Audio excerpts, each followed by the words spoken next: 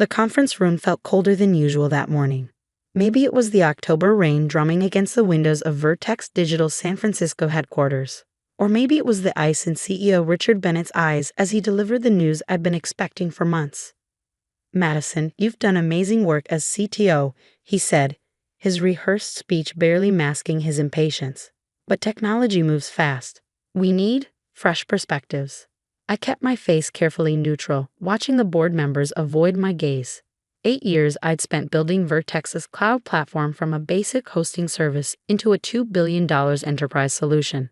8 years of missed holidays, endless debugging sessions, and 3 AM crisis calls.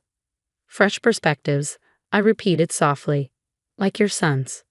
Richard straightened, his expensive suit crinkling slightly. "Brandon has an MBA from Stanford. He understands modern business dynamics. What Brandon didn't have was a single day of coding experience, or any real-world tech leadership. But he did have something I never would: the right last name." "The transition will be immediate," Richard continued.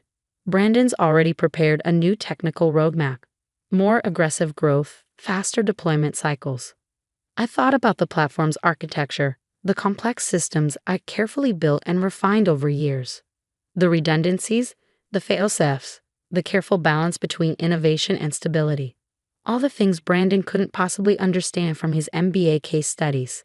"Of course," I said calmly. "I assume you'd like me to brief Brandon on the current system architecture." Richard waved dismissively. "He's got his own vision.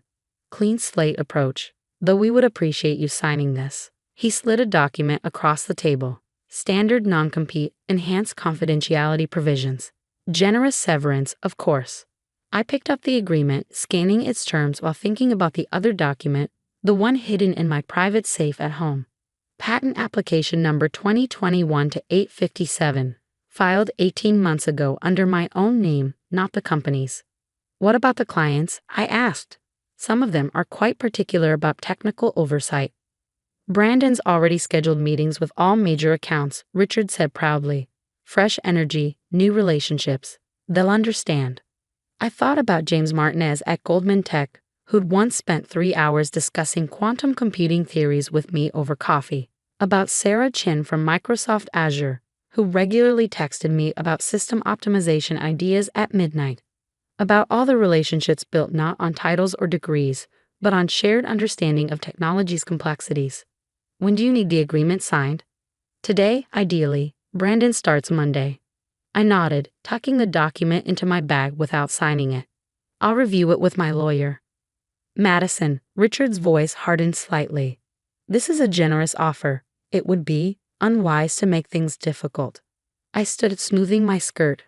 "I never make things difficult, Richard. I just make them work." Outside the conference room, my team was trying to look busy while obviously waiting for news. Brilliant engineers and developers I personally recruited, trained, and mentored. "All hands meeting in 10 minutes, I announced. Important updates." While they filed into the large meeting room, I ducked into my office, soon to be Brandon's office, and opened my laptop.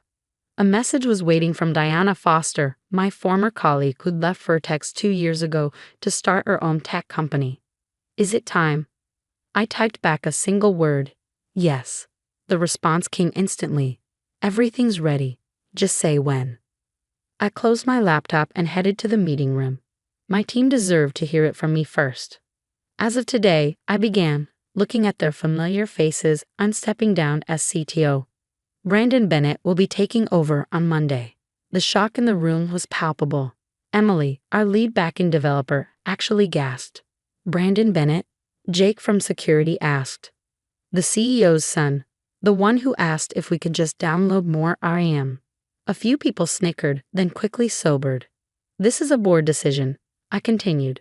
"Brandon has his own vision for the platform's future. I trust you'll all give him the same dedication and professionalism you've shown me." "But the Watson migration," Emily protested. "The new security protocols, the quantum encryption project. He doesn't know anything about." I held up a hand. "Brandon has an MBA from Stanford. I'm sure he'll figure it out." The sarcasm wasn't lost on them. Neither was the slight smile playing at the corners of my mouth, the one that told them there was more to this story. After the meeting, Emily lingered behind. This isn't right, she said quietly. The platform is your life's work. Is it? I opened my phone, showing her a private GitHub repository. Her eyes widened as she scanned the code. Is that a completely new platform, built from the ground up? Better architecture, cleaner code, true quantum-resistant encryption. I closed the phone. But you didn't see that. She smiled slowly. No, I didn't. Just like I haven't seen the resumes I've been quietly sending out, or the calls I've been getting from a certain new tech startup. Good. I handed her a business card, Diana Foster's business card. You definitely shouldn't call that number next week. Word spread quickly through the tech community. By evening, my phone was buzzing constantly with messages from clients, colleagues, and competitors. I answered none of them. Instead, I spent the evening in my home office, reviewing the platform I'd been secretly building for the past 18 months. Not on Vertex's servers or with their resources, I was too careful for that. This was my own creation, developed in parallel while maintaining their system. Every time Richard had dismissed my suggestions for improvement, every time the board had cut my department's budget, I'd added those rejected features to my private project. Now it was ready. A cloud platform that made Vertex look like a student project. And thanks to my carefully worded employment contract, which I'd insisted on 8 years ago, I owned it completely. My phone buzzed again. A message from James at Goldman Tech. Heard the news. Brandon just tried to schedule a meeting. Told him I'm busy for the next month. Call me? I smiled but didn't respond. Not yet. Another buzz. Sarah from Microsoft. Please tell me you're not really retiring. The industry needs you. I opened my laptop instead, checking the status of certain key elements. Diana's company, Foster Technologies, had spent months preparing for this moment. Infrastructure was in place. Data centers were ready. A carefully selected team, many of them former Vertex employees who'd left over the past 2 years, was standing by. One final message came through from Richard himself. Madison, legal needs that agreement signed first thing tomorrow. I closed my phone without replying and walked to my window, looking out over the San Francisco skyline. Somewhere out there, Brandon Bennett was probably celebrating his new role, planning all the changes he'd make to my platform. Let him celebrate. In 2 weeks, when Vertex's system faced its quarterly peak load test, he'd learn the hard way that complex technology couldn't be managed through PowerPoint slides and MBA frameworks. And by then, I'd be ready with something better. My phone buzzed one last time. Diana again, teams in place. Infrastructure's ready.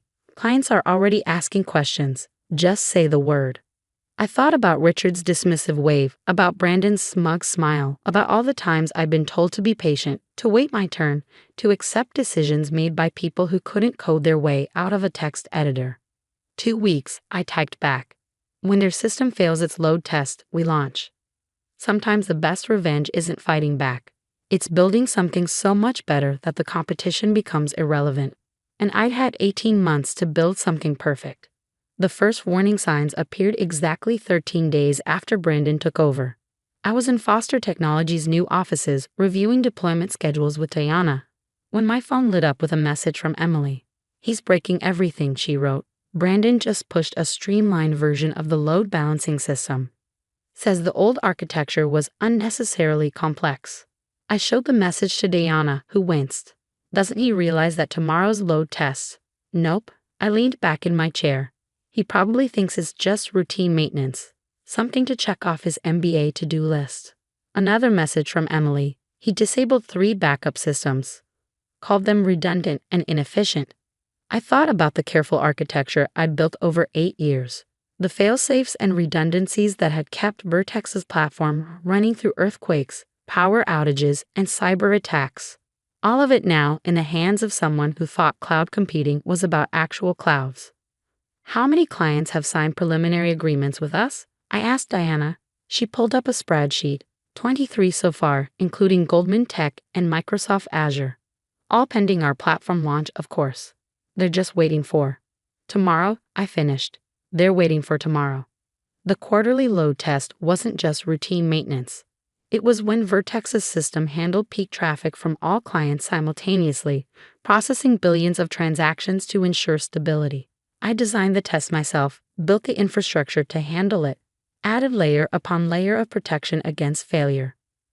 Protection Brandon had just removed. My phone buzzed again. James from Goldman Tech. Brandon just gave us a presentation about his vision. Tried to explain cloud architecture to our engineering team. It was something. I smiled but didn't respond. Instead, I opened my laptop and checked our system one final time. The platform I built in secret was ready, running on Foster's infrastructure, tested and retested until it was perfect. Status report from all teams? I asked Diana. She pressed a button on her desk phone. All departments, go/no-go for tomorrow's launch. The responses came in quickly. Infrastructure team ready. Security protocols verified. Client migration tools standing by. Support team fully staffed. We had spent months preparing for this moment. Many of our employees were former Vertex team members who quietly joined us over the past year. They knew both systems intimately, and more importantly, they knew which one was better. At 5:47 p.m., another message from Emily. Brandon just left for the day. Said the load test is basically automatic, and he has dinner plans. I checked the time. The test would begin automatically at midnight, gradually ramping up system load until it peaked at 9 a.m. Brandon probably thought he could handle any issues from home. He was wrong. Diana and I stayed in the office, watching the hours tick by. At 11:30 p.m., our monitoring systems showed increased activity on Vertex's network as the pre-test diagnostics began. At 11:45 p.m., Emily reported the first warning signs. Temperature rising in primary data center. Brandon's streamlined cooling systems aren't keeping up. At 11:55 p.m., Jake from security messaged, multiple failsafe systems trying to reactivate. Brandon's override is blocking them. At exactly midnight, it began. The first wave of test transactions hit Vertex's servers. Under normal circumstances, the load would have been automatically distributed across multiple data centers, carefully balanced to prevent overload. But Brandon had simplified that system. Within minutes, warning alerts started flooding in. Server temperatures critical. Backup systems offline. Load balancers failing. He's not responding to emergency alerts, Emily reported. His phone's going straight to voicemail. I watched through our monitoring tools as Vertex's platform began to buckle. Critical systems failing one by one, each failure cascading into others, the carefully orchestrated dance of data and processing collapsing into chaos. At 12:17 a.m., the first major client connections dropped. At 12:22 a.m., the primary data center went into emergency shutdown. At 12:25 a.m., Vertex's entire cloud platform crashed. My phone exploded with messages. James from Goldman Tech. Complete system failure. Need immediate alternative. Sarah from Microsoft. Platforms down. Tell me you have something ready. Various other clients, all asking the same thing. What's your backup plan? I turned to Diana and nodded once. She pressed a button on her phone. All teams, execute launch protocol alpha. Within minutes, our sales team began reaching out to affected clients. Not with pitches or promises, but with immediate solutions, emergency access credentials, migration protocols, direct connections to our fully tested, fully operational platform. First client connecting now, our systems team reported. Goldman Tech initiating emergency transfer. We watched as their data began flowing into our system, smooth and secure, everything working exactly as designed. By 1 a.m., 12 major clients had initiated transfers to our platform. By 2 a.m., that number had doubled. By 3 a.m., Vertex's biggest clients were running smoothly on our system while their own platform remained dark. Brandon finally surfaced at 4:13 a.m., his panic evident in a company-wide email. Experiencing temporary technical difficulties. Working to restore service. But it was too late. Their clients weren't interested in waiting for a rookie CEO's son to figure out what he'd broken.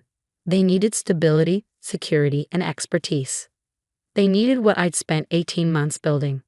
At 6 a.m., Richard Bennett himself called me. I let it go to voicemail. At 7 a.m., the board chair tried. Then the lead investor. Then their legal team. I sat in Foster's offices, watching the sunrise over San Francisco, as our client list grew by the minute. Emily had officially joined us at 5 a.m., bringing 4 key developers with her. More were following. Madison, Diana called from her desk.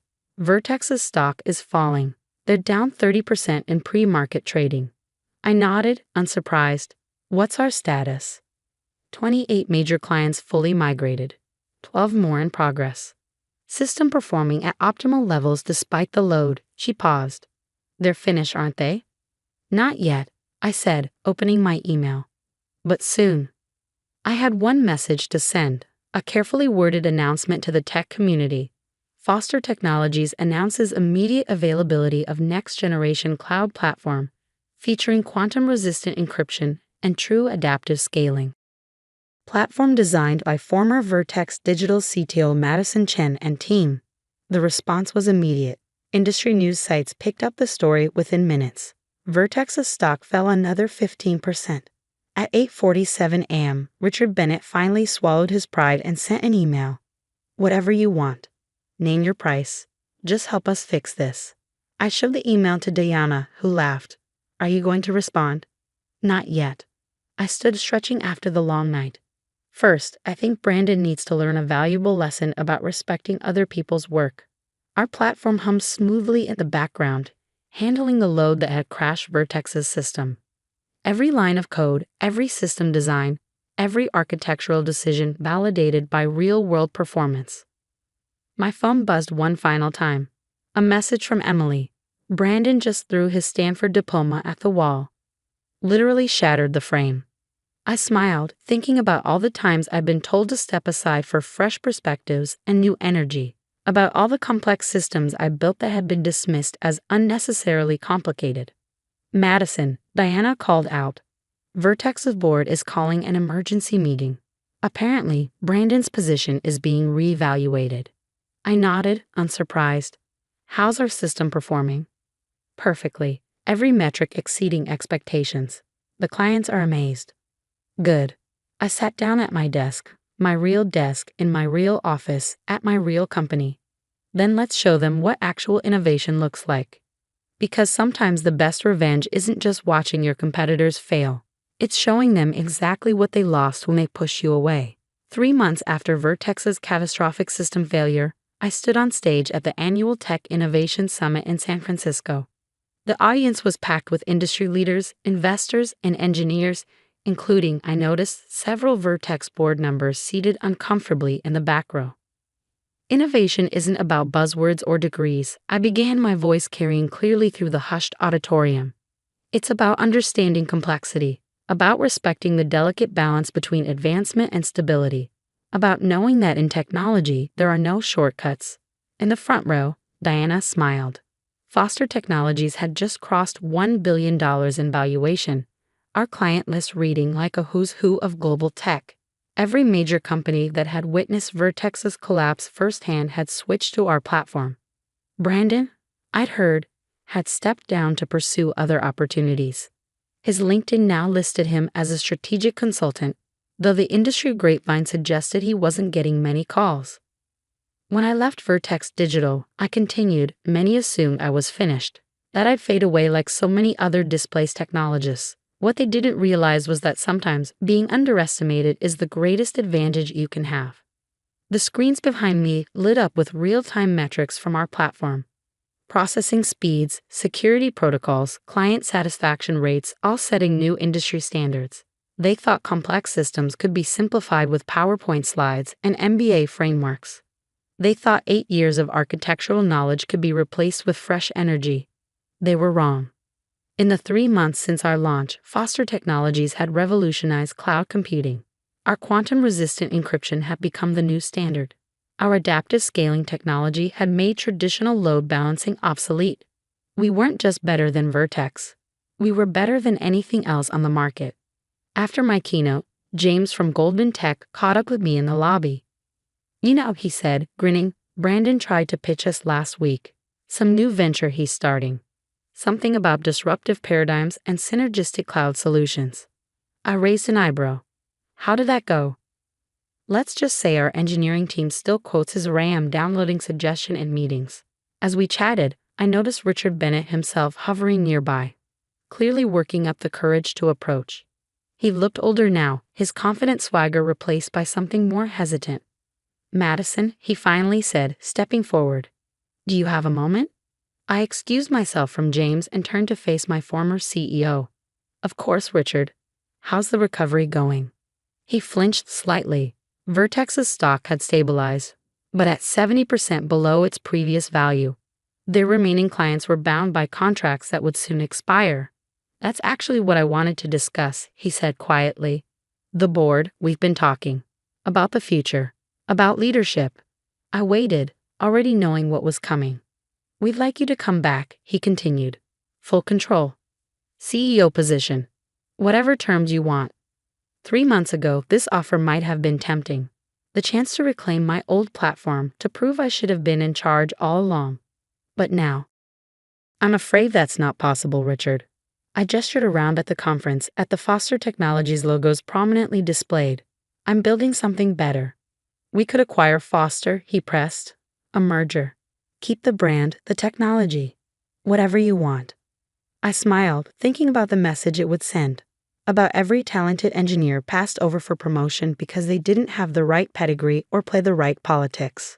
No, I said firmly.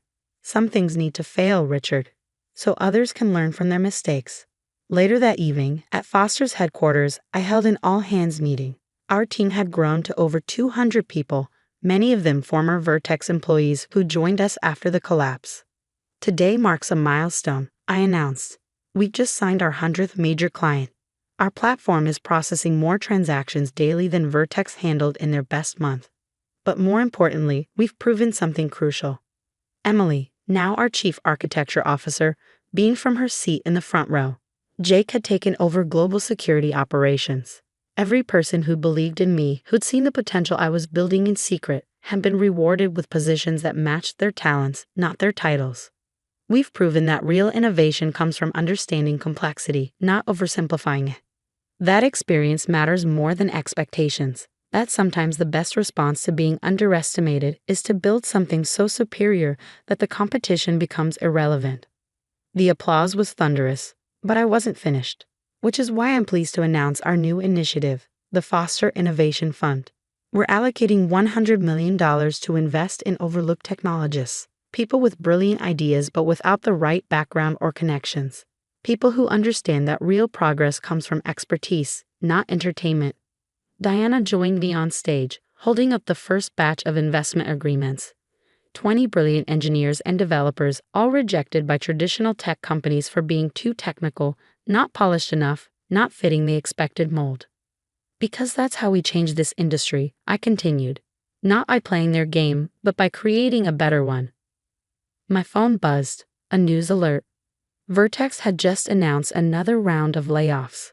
Their platform, hastily patched back together after Brandon's departure, was losing clients weekly. The board was considering selling what was left of the company, but I barely glanced at it. I was too busy looking at the faces in our office, at the real innovation happening on our screens, at the future we were building. That evening, as I worked late in my office, Emily stopped by. Just got another call from Vertex's HR, she said, settling into a chair. They're really desperate to rebuild their technical team. I looked up from my screens. What did you tell them? That I'm exactly where I need to be, she paused. You know, when Brandon first took over, I was angry. Couldn't understand how they could be so blind. But now I realize they did us all a favor. Forced us to build something better. Something real. I nodded, thinking about the long nights coding in secret, the careful planning, the quiet confidence of knowing I was building something revolutionary. Madison, Emily continued, there's a rumor that Microsoft is considering standardizing their entire cloud infrastructure on our platform. Is it true? I smiled, remembering Sarah's call earlier that day.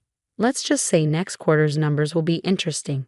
After Emily left, I walked to the window of our offices, looking out at the city lights.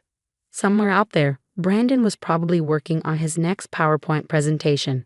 Richard was likely meeting with crisis managers. The Vertex board was presumably strategizing about survival. But here, in our building, real innovation was happening. Real technology was being built. Real progress was being made. My phone buzzed one final time. A message from Diana.